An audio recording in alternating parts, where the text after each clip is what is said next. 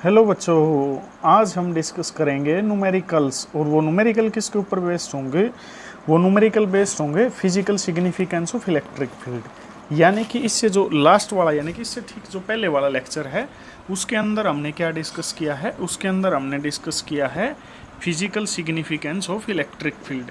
अब वो physical significance of electric field के ऊपर बेस्ड हम न्यूमेरिकल करेंगे। तो देखो, तो सबसे पहले हम शुरू करते हैं। तो सबसे पहले बच्चों क्या था हमारे पास, जो लास्ट टाइम यानी कि कल जो फार्मूला निकल के आया है, वो फार्मूला क्या निकल के आया है बच्चों? यानी कि एक चार्ज है Q और इस पॉइंट के ऊपर इलेक्ट्रिक फील्ड है E। तो इस चार्ज के ऊपर जो ये इलेक्ट्रिक फील्ड है कितनी फोर्स लगाएगी? ये फोर्स अप्लाई करेगी F equal to Q into में E। इस बात का हमें पता है।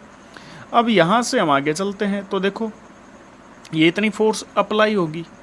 यहाँ से आगे चलते हैं। अब नेक्स्ट जो न्यूमेरिकल है वो हम डिस्कस करते हैं। जैसे हमारे को एक न्यूमेरिकल के अंदर क्या कह दिया जाए कि एक चार्ज है और वो कितना है 2 कूलम का, और वो इलेक्ट्रिक फील्ड इलेक्ट्रिक फील्ड, और E की वैल्यू कितनी है? 10 न्यूटन पर कूलम इतनी है। तो ये बताओ ये जो चार्ज है इस इलेक्ट्रिक फील्ड में रखा हुआ है तो कितनी फोर्स लगेगी? तो सबसे पहले तो हम सिंपल, हमारे पास फार्मूला क्या है बच्चों? F equal to Q E. तो यहाँ पे Q की वैल्यू तो 2 है और E की वैल्यू कितनी है बच्चों? 10। तो 2 इंटू ये कितना हो जाएगा? 20 न्यूटन। ये तो बिल्कुल एक सिंपल न्यूमेरिकल था। अब नेक्स्ट न्यूमेरिकल के ऊपर हम चलते हैं। अब नेक्स्ट न्यूमेरिकल देखो बच्चों क्या है? नेक्स्ट न्यूमेरिकल देखो क्या है? Find the direction in a charge -2 coulomb experiences force after placing in electric field E equal to 2I 3J plus 4K newton per coulomb. यानी कि इलेक्ट्रिक फील्ड की वैल्यू दे दी तुम्हारे सामने। क्या दे दी बच्चों? इलेक्ट्रिक फील्ड का वैल्यू दे दिया, और क्या दे दिया इसने? एक चार्ज दे दिया -2 कूलम का। अब ये पूछ लिया वो डायरेक्शन बताओ जिसके, अब जैसे ये इलेक्ट्रिक फील्ड है इसके अंदर हमने किसको रखा? इस -2 कूलम के चार्ज को रखा।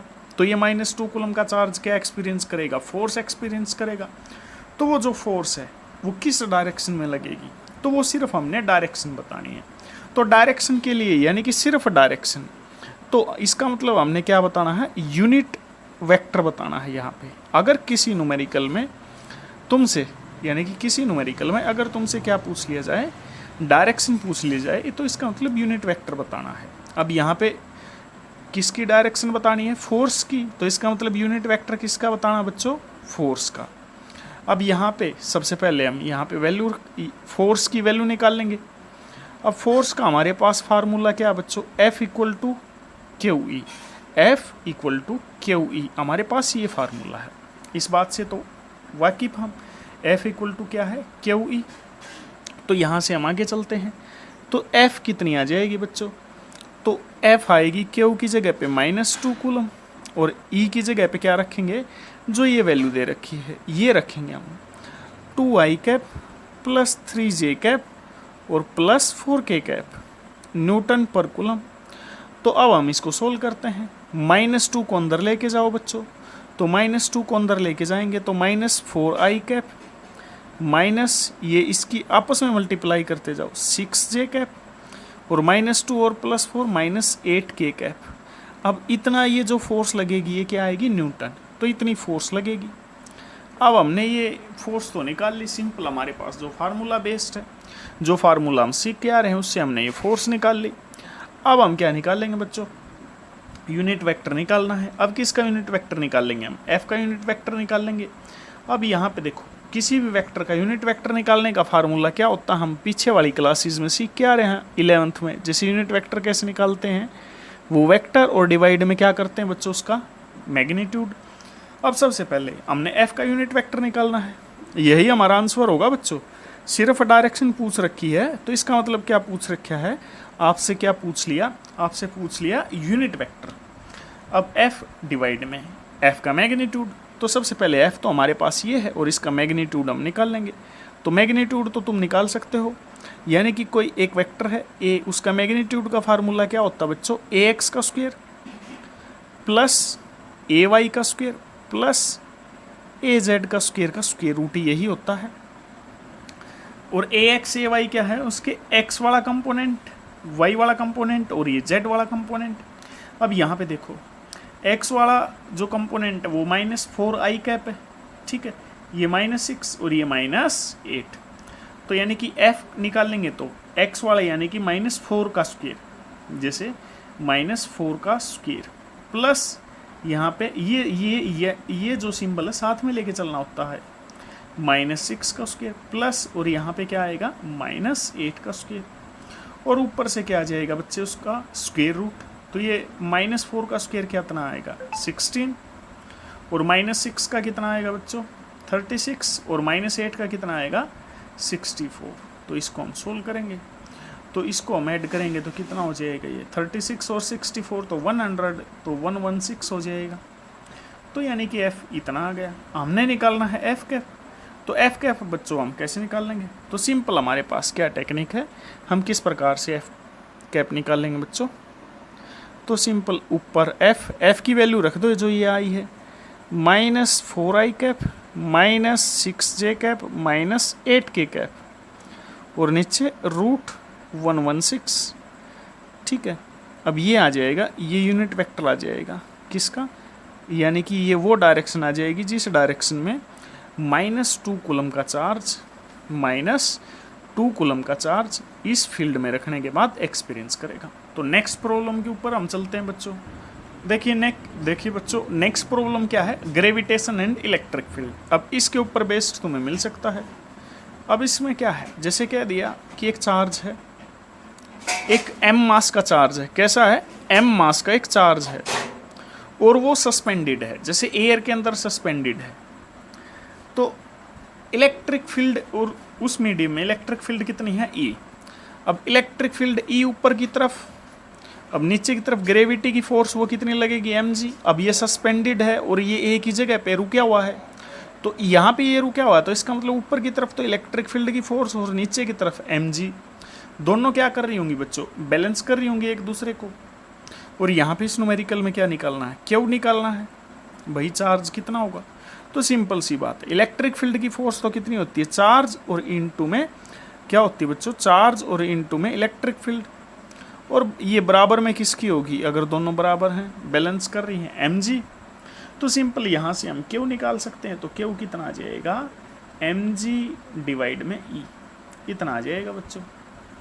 अब नेक्स्ट न्यूमेरिकल क्या है, नेक्स्ट न्यूमेरिकल में क्या है, फाइंड द थीटा, यानी कि ये क्या है, इस न्यूमेरिकल के अंदर क्या कहा, यहाँ पे क्या है, एक m मास का एक बोब है जिसके ऊपर क्यू चार्ज है। अब इस तरफ E इलेक्ट्रिक फील्ड, यानी कि यहाँ पे क्या है m मास का एक बोब है और क्या है इसके ऊपर क्यू चार्ज है, और E इलेक्ट्रिक फील्ड इस तरफ इस डायरेक्शन में, यानी कि इस डायरेक्शन में ऑन कर दी।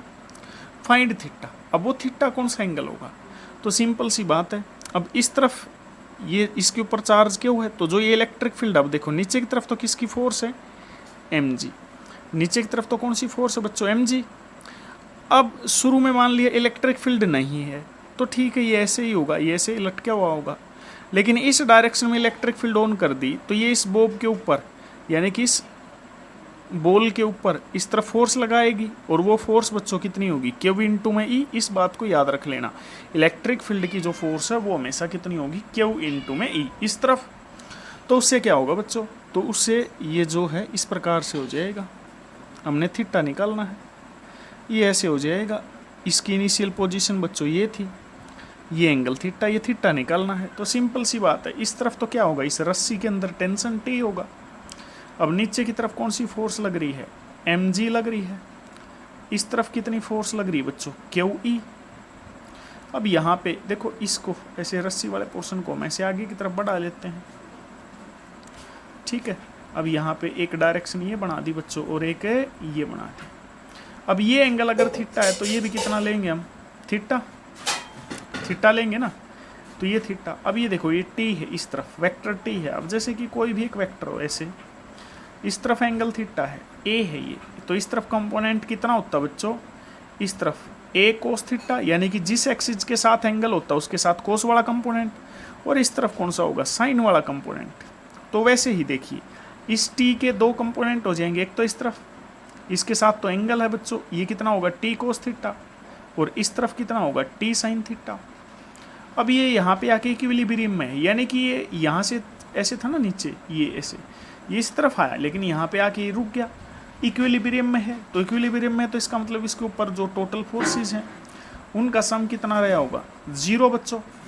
तो फोर्सेज, सभी फोर्सेज का सम 0 रहा होगा। तो अब यहाँ पे देखो, इस टी को हमने रिजोल्व कर लिया है, टी कोस थीटा इस तरफ, एम जी नीचे की तरफ, यानी कि 2 एक्सिस अगर हम माने, इस तरफ x और बच्चों इस तरफ y, तो x की तरफ 2 फोर्स लग रही हैं, क्यू ई इस तरफ और टी साइन थीटा इस तरफ। इक्विलिब्रियम में है तो इसका मतलब x वाली आपस में कैंसिल कर रही होंगी, और बच्चों ये y वाली, यानी कि ये दोनों फोर्स आपस में कैंसिल कर रही होंगी। कैंसिल कब कर सकती हैं, जब दोनों का मैग्नीट्यूड इक्वल रहा होगा। तो यानी कि जो टी साइन थीटा बच्चों वो किसके बराबर रहा होगा, क्यू ई, और जो टी कोस थीटा है वो किसके बराबर रहा होगा, टी कोस थीटा।